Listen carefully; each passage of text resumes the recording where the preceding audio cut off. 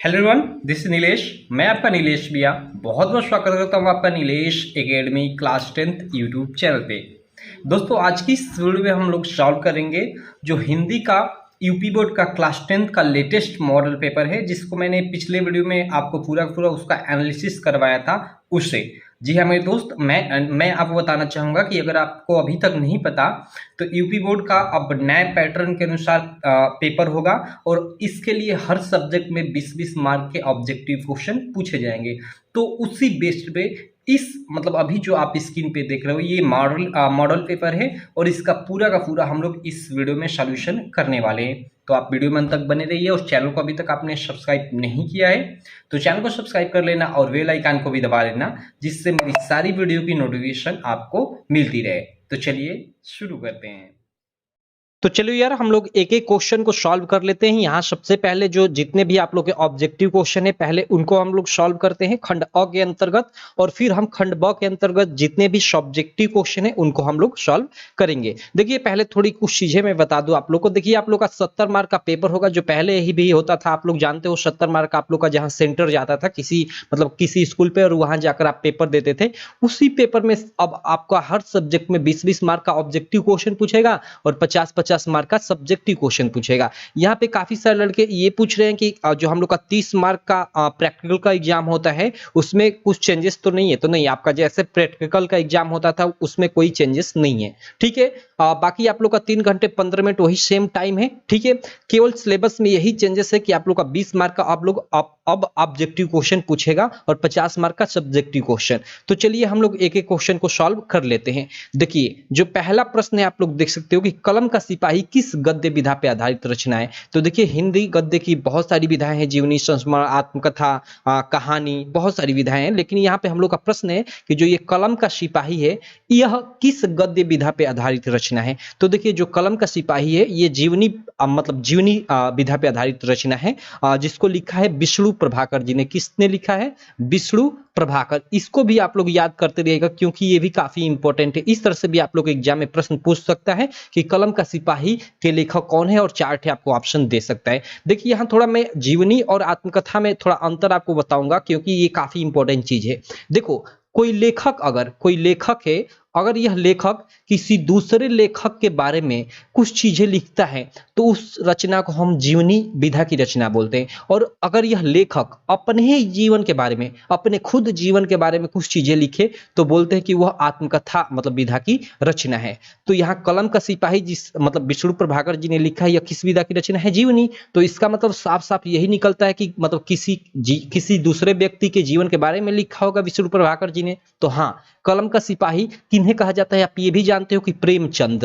किनको कहा जाता है? प्रेमचंद्र को। तो इन्होंने प्रेमचंद्र के जीवन के बारे में ही इस रचना में बताया हुआ है, लिखा हुआ है। ठीक है, बाकी मैं यहाँ डिटेल में आपको सारी चीजें बता दिया, लेकिन आपको सिर्फ इतना यहाँ ये चीज याद रखना है कि कलम का सिपाही विष्णु प्रभाकर जी द्वारा लिखित जीवनी विधा की रचना है। ठीक है, उसके बाद देखिए सेकंड प्रश्न क्या है, आपको यहाँ पे दिख जाएगा। सेकंड प्रश्न आप स्क्रीन पे देख सकते हैं कि भारतेंदु युग के निबंधकार है। 4 ऑप्शन दिए हैं, श्याम सुंदर दास, बालकृष्ण भट्ट, रामचंद्र शुक्ल और बाबू गुलाब राय। तो देखिए, यहाँ पे आप लोग का जो सही ऑप्शन है कि भारतेंदु युग के निबंधकार है तो वो है बालकृष्ण भट्ट। इसको आगे चलकर आप क्लास 12th में एकदम अच्छे से और डिटेल में पढ़ोगे। देखिए, बालकृष्ण भट्ट एक भारतेंदु हरिश्चंद्र है, उसके अलावा प्रताप नारायण मिश्र, बद्री नारायण चौधरी, प्रेमघन, ये सारे के सारे भारतेंदु युग के प्रसिद्ध निबंधकार हैं, एक तरह से हम लोग बोल सकते हैं, या प्रसिद्ध लेखक हैं। ठीक है, अब आप लोग कहोगे कि भाई तो ये सब जो दिया हुआ है ये सब किस युग के लेखक हैं? तो देखिए, जो श्याम सुंदर दास हैं ये द्विवेदी युग के लेखक हैं, रामचंद्र शुक्ल युग, और बाबू गुलाब राय भी शुक्ल युग के लेखक हैं। ठीक है, बाकी आप यहाँ केवल ये याद रखना कि भारतेंदु युग के निबंधकार बालकृष्ण भट्ट हैं। ठीक है, चलिए आगे चलते हैं। राम कुमार वर्मा द्वारा रचित दीपदान, वेरी वेरी इंपॉर्टेंट क्वेश्चन भाई, very very important. Ram Kumar Verma द्वारा रचित दीपदान एकांकी में कुल कितने पात्र हैं? देखिए, सबसे पहले तो आप इस चीज को याद रखिएगा कि राम कुमार वर्मा जी ने दीपदान नामक एकांकी की रचना की। इस प्रश्न को कई तरीके से आप लोग एग्जाम में पूछ देता है कि दीपदान किस विधा पे आधारित रचना है, या फिर यह भी पूछ देता है कि दीपदान के लेखक कौन है। ठीक है, तो दीपदान के लेखक राम कुमार वर्मा जी हैं और दीपदान एक एकांकी विधा की रचना है। ठीक है, एकांकी विधा क्या होती है इसके बारे में मैं डीप में नहीं जाना चाहूंगा, नहीं तो काफी टाइम लगेगा। देखिए दीपदान कितने पात्र हैं इसका मतलब क्या है, तो देखिए जैसे मतलब जैसे आपने दो बैलों की जोड़ी वाली वो मतलब प्रेमचंद जी की वो कहानी पढ़ी होगी, तो उसमें मतलब दोनों बैलों का क्या नाम होता है, हीरा और मोती। मतलब उस कहानी में कितने पात्र होते हैं, दो पात्र होते हैं। उसी प्रकार मतलब ये दीपदान जो कहानी है, मतलब सॉरी एकांकी है, इस एकांकी में कुल मिलाकर 7 पात्र हैं। कुल 7 पात्र मतलब इसमें कुल मिलाकर 7 लोग हैं, मतलब 7 लोगों के बारे में मतलब बताया गया है इधर उधर। मतलब ये एक हिस्टोरिकल बेस्ड ये एकांकी है। बाकी इस पे मतलब ज्यादा फोकस करने की जरूरत नहीं। आप ये याद रखिए कि राम कुमार वर्मा द्वारा लिखित जो दीपदान एकांकी है उसमें कुल 7 पात्र हैं। ठीक, अब देखिए चौथा प्रश्न देख लेते हैं। चौथा प्रश्न, निम्नलिखित कथनों में से कोई एक कथन सही है उसे पहचान कर लिखिए। ओके, पहला है कि विचार विधि आचार्य रामचंद्र शुक्ल का इतिहास ग्रंथ है। गलत है भाई, क्योंकि विचार विधि आचार्य रामचंद्र शुक्ल का ये इतिहास ग्रंथ नहीं, निबंध संग्रह है। ओके, सेकंड हम लोग देख लेते हैं कथन की उजली आग यशपाल का निबंध संग्रह। ये भी गलत कथन है। क्यों? क्योंकि देखिए उजली आग को लिखा है रामधारी सिंह दिनकर जी ने, तो ये सेकंड ऑप्शन भी गलत हो जाता है। थर्ड है कि डॉक्टर नगेंद्र प्रसिद्ध उपन्यासकार है। नहीं, ये डॉक्टर जो नगेंद्र है ये प्रसिद्ध उपन्यासकार नहीं, एक प्रसिद्ध आलोचनात्मक लेखक है। जैसे मतलब आप लोग अभी ऊपर देखा जीवनी हो गई, आत्मकथा हो गई, हिंदी गद्य की विधा होती है, उसी प्रकार एक मतलब हिंदी गद्य की विधा होती है आलोचना। ठीक है, तो डॉक्टर नागेंद्र वही आलोचना विधा के लेखक हैं। क्लियर? तो ये 3 थे आपका गलत हो गया ऑप्शन, तो ऑब्वियसली कि चौथा आपका सही होगा, और चौथा आपका सही है क्योंकि रामस्वरूप चतुर्वेदी एक सफल भेंटवार्ता लेखक के रूप में जाने जाते हैं। ठीक, चलिए यहाँ थोड़ा कलर में बदल लेता हूं और हम लोग नेक्स्ट पेज पे चलते हैं। उसके बाद हम लोग का तीसरा प्रश्न था, चौथा, तीसरे के बाद ये चौथा प्रश्न था। हम लोग 5वें प्रश्न पे चलते हैं। 5वां प्रश्न आप लोग स्क्रीन पे देख सकते हो, लिखा है कि आदिकाल को अन्य किस नाम से जाना जाता है। ये 5वां प्रश्न है। तो देखिए आदिकाल को ना मतलब अलग अलग बहुत सारे जो लेखक हैं वो अपने विचार के अनुसार अलग अलग लोगों के कई सारे मत थे, लेकिन आपके मतलब ये जो ऑप्शन है इस ऑप्शन के अनुसार ये मतलब जो फर्स्ट वाला ऑप्शन है यह सही है। ठीक है, आदिकाल को बीरगाथा काल के भी नाम से जाना जाता है, और बीरगाथा काल किसने कहा है, तो वो आचार्य रामचंद्र शुक्ल जी ने कहा है। अलग अलग बहुत सारे लेखक हैं जिन्होंने मतलब आदिकाल को कई नामों से पुकारा है, लेकिन जो सबसे ज्यादा मतलब फेमस है और सबसे ज्यादा एग्जाम में क्वेश्चन पूछता है वो आचार्य रामचंद्र शुक्ल वाला ही पूछता है, क्योंकि आचार्य रामचंद्र शुक्ल जी ने आदिकाल को बीरगाथा काल के नाम से भी पुकारा था। ठीक है, तो ये आप लोग आई होप आप लोगों को क्वेश्चन समझ में आ गया होगा।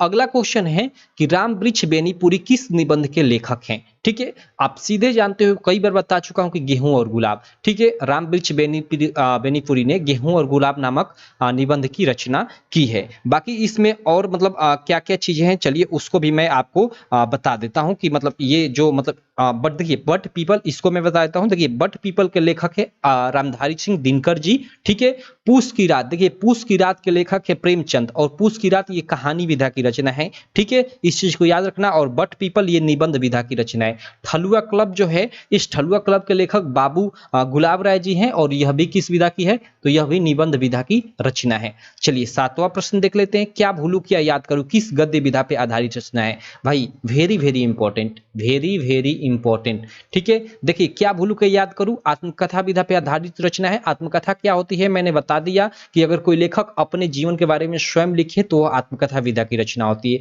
तो आप लोग कहोगे कि किसकी है ये आत्मकथा, तो देखिए ये मैं आपको बताना चाहूंगा कि हरिवंश राय बच्चन, आप लोग याद रखिएगा, हरिवंश राय बच्चन जी की आत्मकथा है क्या भूलू के याद करो। ठीक है, इसके अलावा एक और इनकी रचना है नीड़ का निर्माण फिर, वो भी आत्मकथा विधा की ही रचना है। तो क्या भूलू क्या याद करूं और नीड़ का निर्माण फिर, ये दोनों चीजें आप लोग बिल्कुल डिटेल में याद रखिएगा, क्वेश्चन एकदम ये आ सकता है आप लोग के एग्जाम में। चलिए अगली रचना देख लेते हैं। 8वां, यामा रचना के लेखक कौन है। ओके, यामा, देखिए यामा सीधे सीधे महादेवी वर्मा। ठीक है, आगे चलते हैं हम लोग। इसमें कोई मतलब अब तो ऑप्शन इसमें मतलब ऑप्शन इसमें सॉल्व करने की कोई जरूरत नहीं है। चलिए 9वां प्रश्न, करुण रस का अस्थाई भाव है। ओके, जो करुण रस होता है उसका अस्थाई भाव क्या है? तो आप पढ़े होंगे करुण रस मीन्स ऐसे ही, मतलब करुण रस से मालूम चलता है करुणा। ठीक है, जैसे मतलब हम लोग जैसे अपने किसी प्रिय व्यक्ति, वस्तु अथवा इष्ट वस्तु, वैभव आदि के नष्ट हो जाने पे मतलब सुख मतलब दिल में जो शोक का अभाव उत्पन्न होता है,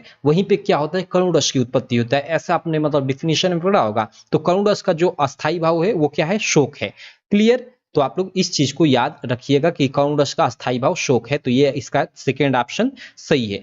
10वां प्रश्न है कि चरण कमल बंदऊ हरिराय पंक्ति में कौन सा अलंकार है? काफी इंपॉर्टेंट है कि चरण कमल बंदऊ हरिराय में कौन सा अलंकार है। ठीक है, तो देखिए चरण कमल बंदऊ हरिराय, इसमें चरण और कमल में भेद रहित उत्पन्न किया जा रहा है। और मैंने ये जब आपको अलंकार पढ़ाया था तो इसमें बताया था कि इसमें उपमा अलंकार है। तो यहाँ सीधे सीधे ये लाइन आप लोग याद रखिएगा, चरण कमल बंदऊ हरिराय में उपमा अलंकार है। ये सीधे हो सकता है यह क्वेश्चन आप लोग के एग्जाम में सीधे सीधे छप जाए, यही सेम टू सेम ये जो ऑप्शन है ऑप्शन सही। ठीक है, चलिए आगे हम कुछ प्रश्न देखते हैं आगे के। ये 11वां प्रश्न है कि चार चरणों में ठीक है, चार चरणों में समान मात्रा वाले छंद को क्या कहते हैं? ओके, समान चरणों में समान चार चरणों में समान मात्रा वाले छंद को क्या कहते हैं? तो सममात्रिक छंद कहते हैं। सीधे सीधे आप लोग याद रखिएगा, फर्स्ट ऑप्शन सही है। 12वां प्रश्न है कि उत्कर्ष शब्द में उपसर्ग है।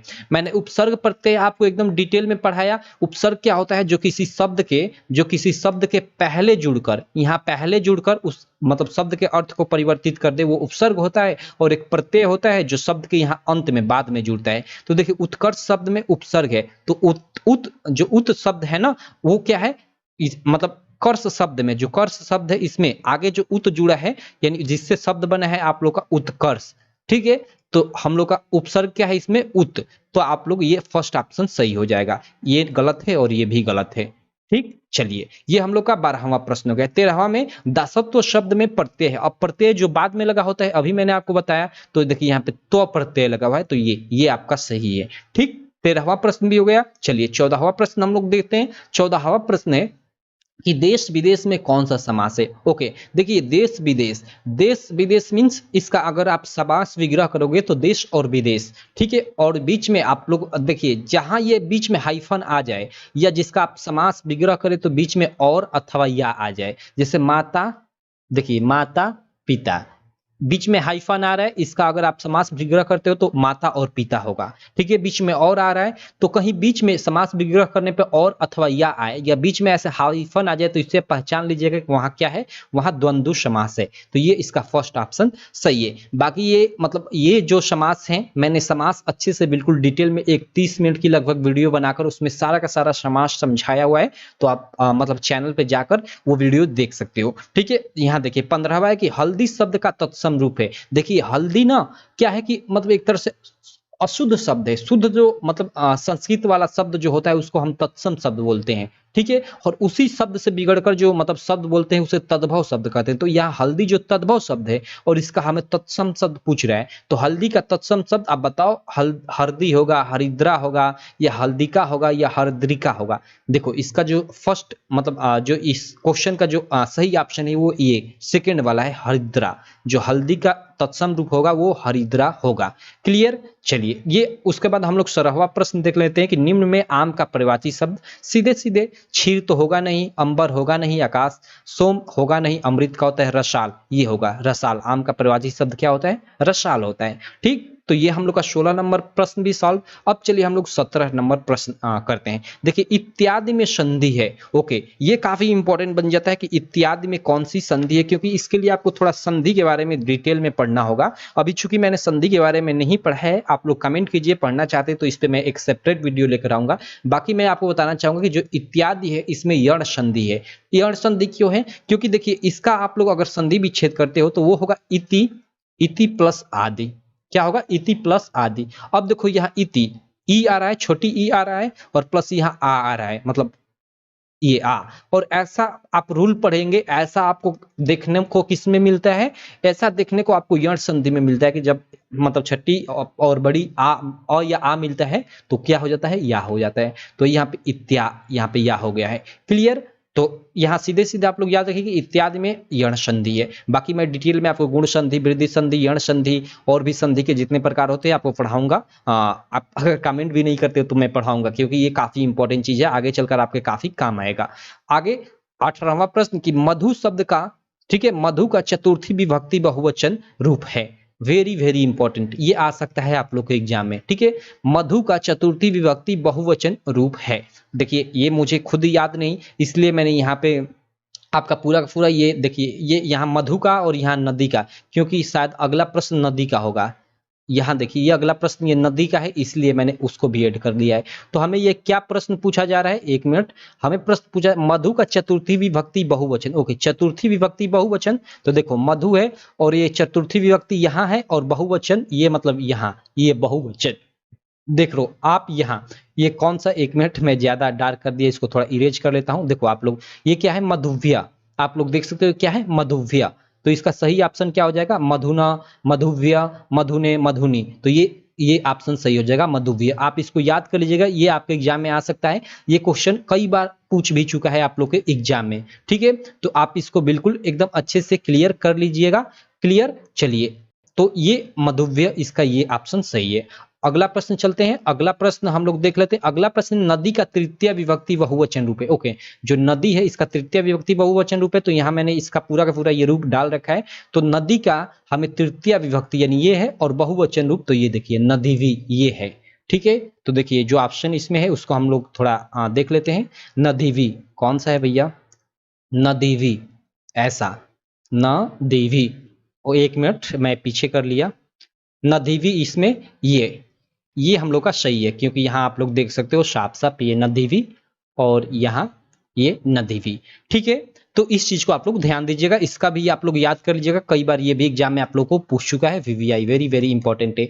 बाकी ये पूरा का पूरा आप लोग रूप भी याद कर लेते हो तो काफी अच्छा रहेगा, क्योंकि कौन सा इसमें से पूछ दे इसकी तो कोई गारंटी नहीं है। तो इसका आप स्क्रीनशॉट ले लो और पूरा का पूरा ये नदी का और ये मधु का रूप याद कर लेना, ठीक। उसके बाद देखिए 20वां और अंतिम प्रश्न है बहुविकल्पीय में कि पठ धातु का लोट लकार का प्रथम पुरुष एक वचन रूप है। ओके, जो ये पठ धातु है इसका लोट लकार हमें पूछ रहा है, लोट लकार का प्रथम पुरुष एक वचन है। इसको भी मैंने देखिए यहाँ पठ है, अपठत है, पठती है, पठतु है, इसमें से चारों में से कौन होगा।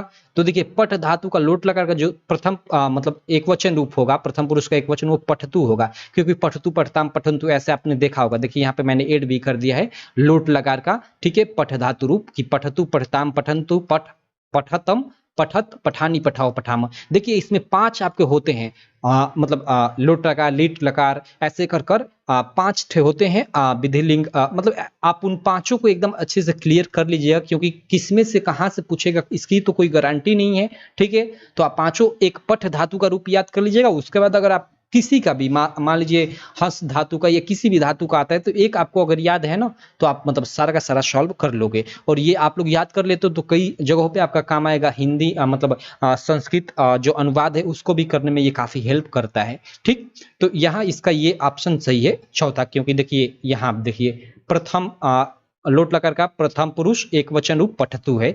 तो यही पूछा है हमें कि पठ धातु का लोट लकार का प्रथम पुरुष एक वचन रूप है तो पठतु, ठीक।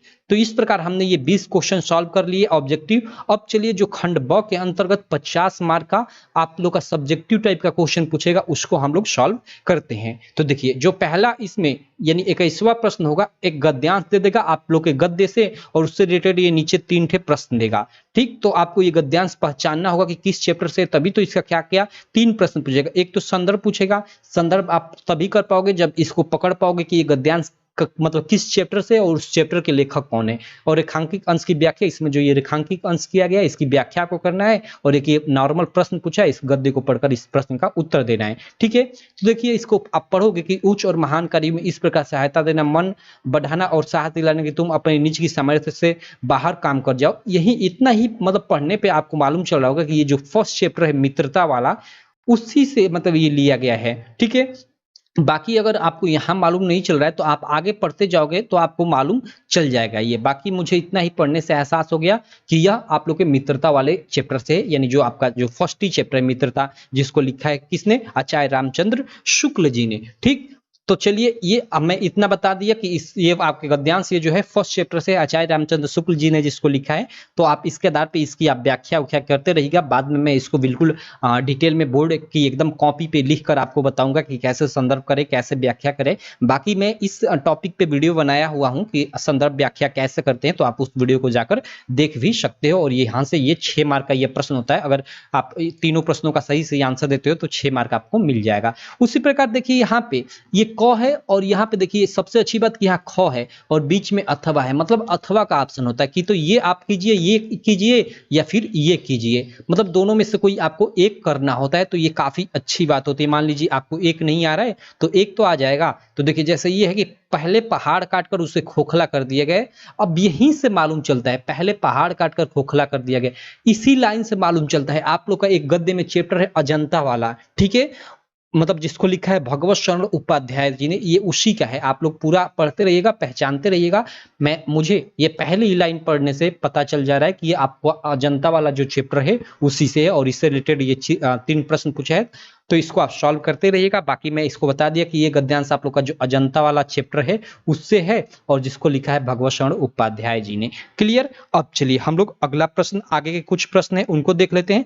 ये देखिए ये प्रश्न है, ठीक है, निम्नलिखित गद्यांशों में से किसी एक के नीचे दिए गए प्रश्नों के उत्तर लिखिए। तो आप इसको आप खुद करिएगा, मैं छोड़ देता हूं। आपका ये पद्य वाले भाग से है, ठीक है। आप लोग के लिए मान लीजिए ये HW टाइप का है, ठीक है। ये आप लोग का ये एक पद्यांश है, चरण कमल बंदो हरिराय, आप आसानी से पकड़ लोगे। और ये उदित उदय बेरी मंच पर रघुवर बाल पतंग विकसित संत सरोज सब हर से लोचन ब्रिंग। तो इसको आप करते रहिएगा और इससे ये रिलेटेड 3 थे प्रश्न पूछा है, आप इसको खोजकर इसको करते रहिएगा। बाकी देखिए ये वाला जो प्रश्न है उसके बाद जो ये 23वां प्रश्न आएगा, ठीक है, ये आप लोग का जो हिंदी में ही उसी के पीछे संस्कृत का भी पाठ है, ठीक है। क्या है? संस्कृत का भी पाठ है। उसी में से आप लोग का क्या पूछेगा कि एक मतलब ऐसा गद्यांश दे देगा और इसका आप लोग का क्या करने का रहेगा, संदर्भ लिखना रहेगा और साथ में हिंदी अनुवाद करना रहेगा। तो देखिए यहाँ इसको पढ़िए, यम नगरी विविध धर्माणाम संगम।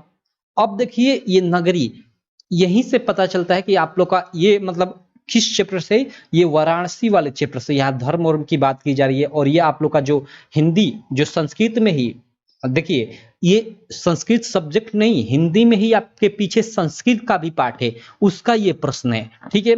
और उसी में फर्स्ट ही चैप्टर है शायद वाराणसी वाला, ठीक है, उसी का ये गद्यांश मतलब है। तो इस गद्यांश की आपको क्या करना है, संदर्भ लिखना है। तो इसका देखिए इसका संदर्भ कैसे करते हैं, इसमें आपको लेखक का नाम नहीं लिखना होता है क्योंकि इसमें लेखक नहीं होता है। तो इसका आप ऐसे लिखोगे कि प्रस्तुत गद्यांश या प्रस्तुत पंक्ति या हमारी पाठ्य पुस्तक हिंदी की संस्कृत दिग्दर्शिका, जो हिंदी वाली संस्कृत होती है उसको संस्कृत दिग्दर्शिका बोलते हैं, ठीक है। संस्कृत दिग्दर्शिका के वाराणसी नामक पाठ से ली गई है, बस इसमें लेखकों का नाम नहीं लिखना होता है। अब और बाकी इसका आप हिंदी अनुवाद करते हो तो उसका आप लोग को 3 मार्क मिलेगा और आप लोग को 2 मार्क मिलेगा संदर्भ लिखने का।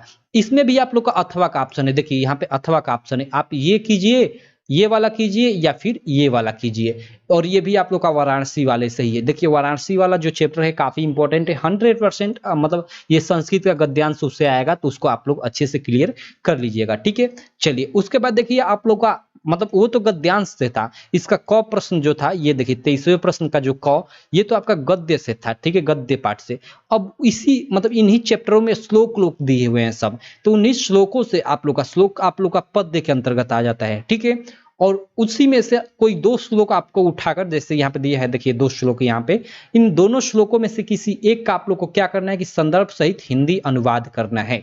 और ये भी आप लोग का 5 नंबर, 2 नंबर आप लोग का किसका, 2 नंबर संदर्भ का और 3 नंबर आप लोग का हिंदी अनुवाद का। तो ये आप ऊपर वाला कीजिए या नीचे वाला कीजिए, आपका मन। बाकी अगर मैं बताना चाहूँ कि ये आपके किस चैप्टर से है, तो पीछे आप लोग पढ़िएगा जीवन सूत्राणी जो आप लोग का चैप्टर है संस्कृत में ही, मतलब संस्कृत दिग्दर्शिका हिंदी वाली संस्कृत में, ये दोनों उसी के मतलब ये पोयम है। तो आप इनको देख लीजिएगा, ठीक है। नेक्स्ट वीडियो में मैं जब लाऊंगा तो इनको अच्छे से लिखकर भी आपको बताऊंगा एकदम बोर्ड की कॉपी पे। बाकी यहाँ पे मैं शॉर्ट में बता ही दे रहा हूँ।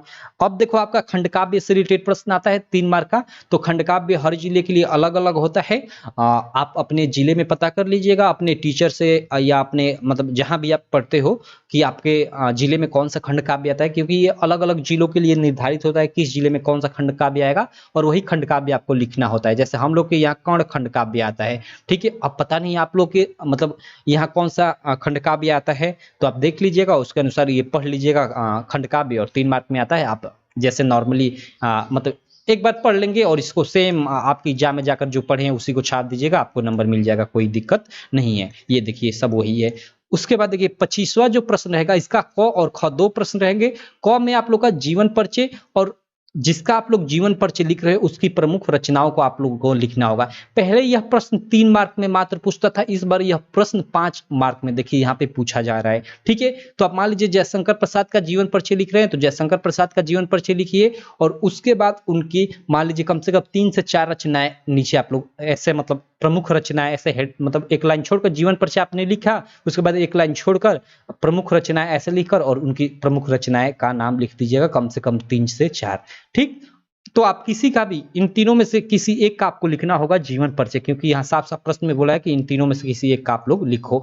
इस प्रकार आप लोग को यहाँ से 5 मार्क, और ये आप लोग का तक गद्य पाठ से हो गया। सेम इसी प्रकार ये आप लोग के पद्य पाठ से होगा। ठीक है, और इसमें भी आपको किसी एक का मतलब इस एक कवि का इन तीनों में से जीवन परिचय लिखना होगा और उनकी प्रमुख रचनाओं को मतलब लिखना होगा, और आपको यहाँ से 5 मार्क मिल जाएगा। और 25वें के बाद 26वां प्रश्न जो मतलब निश्चित रहेगा कि अपनी पाठ्य पुस्तक से कंठस्थ किया हुआ कोई एक श्लोक लिखिए जो इस प्रश्न पत्र में ना आया हो। देखिए ये क्या बोल रहा है कि जो इस प्रश्न पत्र में ना आया हो। यहाँ आपने एक श्लोक देखा, यहाँ मैं दिखाना चाहूंगा। ये अब ऐसा नहीं कि यही आप श्लोक यहाँ दिया है तो इसी को यहाँ मतलब आप छाप दो यहाँ इसके जगह पे, ये तो ये गलत हो जाएगा। आपको यहाँ साफ साफ बोला है कि जो इस प्रश्न पत्र में ना आया हो, यानी अभी जो ये 2 आपने पीछे देखा उसके अलावा कोई और, तो आप कम से कम 2 से 3 टे श्लोक याद कर लीजिएगा। ठीक है, और यहाँ से आपको 2 मार्क क्लियर हो जाएगा। देखिए जैसे यहाँ मैंने श्लोक ऐड भी कर दिया है, आप लोग का मतलब 3 आसान श्लोक, एक यहाँ है और 2 श्लोक यहाँ है। चलिए मैं इन सबको बता देता हूँ। जैसे देखिए आपके वाराणसी पाठ से ये कि मरणम मंगलम यत्र विभूतिश विभूषणम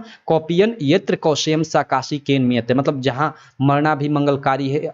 देखिए मरणम मंगलम यत्र विभूतिश विभूषणम, जहाँ मरना मंगलकारी है, जहाँ की जो विभूति है वो भी क्या है आभूषण के समान है। कौपियन यत्र कौशयम, जहाँ की साड़ियाँ भी रेशमी हैं, उस काशी की साकाशी केन्मियते, उस काशी की क्या प्रशंसा की जाए। तो इसको आप लोग याद कर लीजिएगा। उसके अलावा 2 यहाँ और आसान श्लोक है। एक है कि बंधनम मरणम वापी जय वापी पराजय बुभयत्र समो वीर भावो ही वीरता, मतलब बंधन हो अथवा मरण हो, जय हो अथवा पराजय हो, इन दोनों जगहों पे मतलब वीरता के समान भावना ही रखना वीरता है। ठीक है, या ये भी इसका आप कह सकते हो कि इन दोनों जगहों पे वीर एक समान रहता है। ठीक है, तो ये आप लोग का सेकंड है श्लोक, और ये थर्ड है कि सर्वे भवन्तु सुखिनः सर्वे सन्तु निरामया सर्वे भद्राणि पश्यन्तु मा कश्चित् दुःख भाग् भवेत्। ये 3 टे श्लोक मैंने आपको एकदम आसान लिखवा दिया। इससे आसान श्लोक आपको खोजते रह जाइएगा, नहीं मिलेगा। ठीक है, तो इन तीनों श्लोकों को आप लोग याद कर लीजिएगा, आप लोग का 2 मार्क अभी से क्लियर हो जाएगा। आगे चलते हैं। अगला प्रश्न 27 नंबर जो आप लोग का पूछेगा, जैसे देखिए आप लोग का ये संस्कृत वाले पार्ट से ही पूछेगा, हिंदी संस्कृत दिग्दर्शिका। ठीक है, इसमें आपको 4 ठे प्रश्न दे देगा और किन्हीं 2 प्रश्नों का आपको उत्तर देना रहेगा। और पहले इसका 1-1 मार्क आपको मिलता था, यानी 1-1 यानी 2 मार्क। अब इस बार 2-2 मार्क का कर दिया है 1-1 प्रश्न। तो 4 ठे प्रश्न है, आपको जो आ रहा है उसको कर लीजिए। मान लीजिए सेकंड आ रहा है कि कुत्र मरणम मंगलम भवति, तो आप जानते हो कि वाराणसी मतलब वाराणसी में मरना मंगल होता है, तो आप लिख दीजिए कि वाराणसी मरण मंगलम भवति। और एक और प्रश्न कर लीजिए, मान लीजिए चौथा आपने कर लिया कि बीरह केन पूज्यते, तो बीरह बीरेण पूज्यते। अब आपको चारों में से जो आ रहा है आप उनमें से किसी 2 का ही लिखना है तो 2 का ही लिखिएगा। मान लीजिए चारों आ रहा है तो आपको 2 तो छोड़ ही देना है, 2 आपको करना है, तो आपका मन। उसके बाद देखिए जो 28वां प्रश्न आएगा वो आपका निबंध लेखन से संबंधित आएगा, और निबंध पहले 6 मार्क में पूछा करता था, इस बार 9 मार्क में पूछेगा। और इंपॉर्टेंट निबंध की बात करूं तो प्रदूषण की समस्या और समाधान और राष्ट्र प्रेम की भावना, ये दोनों निबंध हर साल, जी हाँ मेरे दोस्त, हर साल 100% गारंटी है कि इस साल भी आएंगे, और ये हर साल आते भी हैं। तो आप प्रदूषण की समस्या और राष्ट्र प्रेम की भावना या देश प्रेम की भावना या राष्ट्र प्रेम, ऐसे मतलब इसको घुमा घुमा कर कई प्रकार से पूछ देता है, बाकी मतलब एक ही होता है। ठीक, तो इन दोनों को क्लियर कर लीजिएगा। इस प्रकार ये पूरा का पूरा आप लोग का 28 प्रश्नों के अंतर्गत न्यू पेपर पैटर्न पे आप लोग का पेपर पूछेगा 2023 का।